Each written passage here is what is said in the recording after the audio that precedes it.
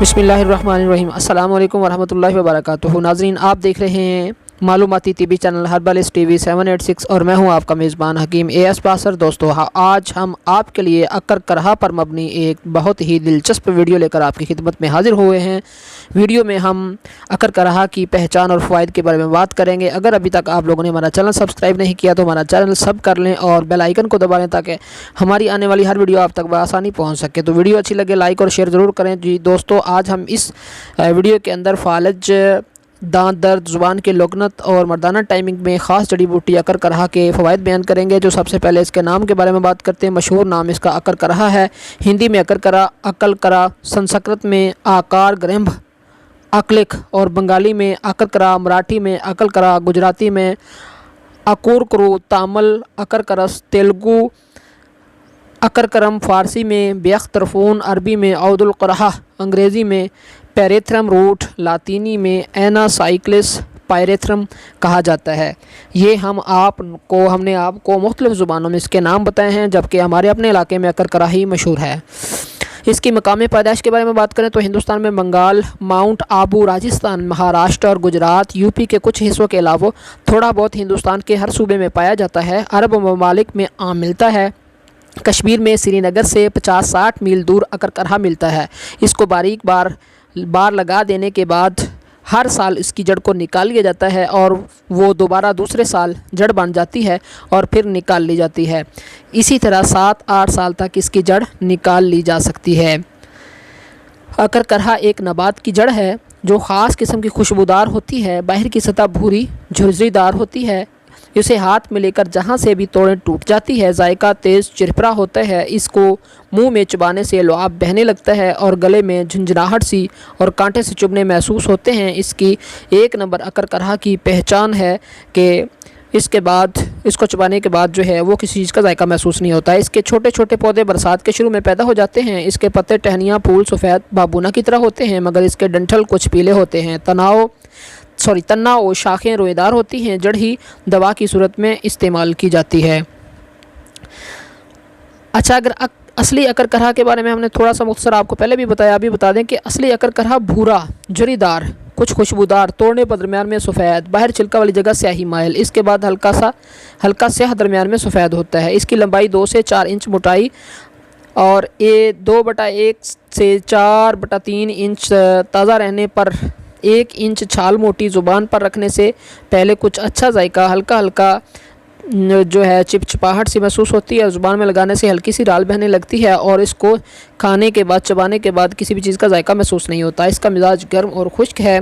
1 से 2 ग्राम तक इसकी मिकदार इस्तेमाल की जा सकती है। इसका इस्तेमाल जो है वो मर्दाना कमज़ोरी और सूरत के लिए किया जाता है। दांत दर्द, अधरंग यानी फालज, रेशा, लकवा, मिर्गी, पट्ठों की कमज़ोरी के लिए भी इसका इस्तेमाल किया जाता है। बलगमी, खांसी के लिए शहद के हमरा, इस्तरखाया ज़ुबान और लकनत के लिए भी काली मिर्च के हमरा इस्तेमाल किया जाता है।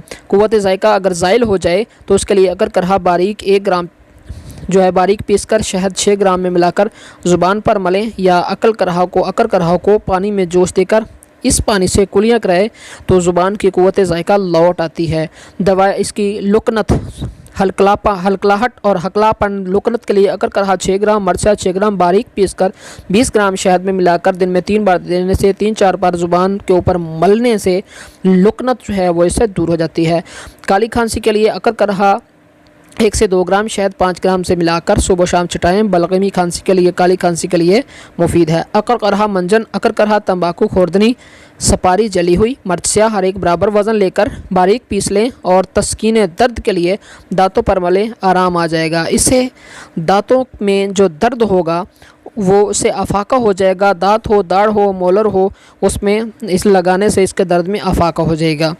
और इसी तरह मुल्तानी टूथ पाउडर का नुस्खा आपके गोशगुजार कर देते हैं। चाक खालिस 20 ग्राम, सोडा बाइकार्ब 20 ग्राम, बोरिक एसिड 10 ग्राम, फटकड़ी सफ़ेद बरियाँ 10 ग्राम, माजू सब 10 ग्राम, मिर्चा 5 ग्राम, अक्कर करहा 5 ग्राम, काफूर 3 ग्राम, यूकलिप्टस ऑयल 10 बूंद। सब अदविया को बारीक पीसकर यूकलिप्टस ऑयल मिलाकर महफूज रखें।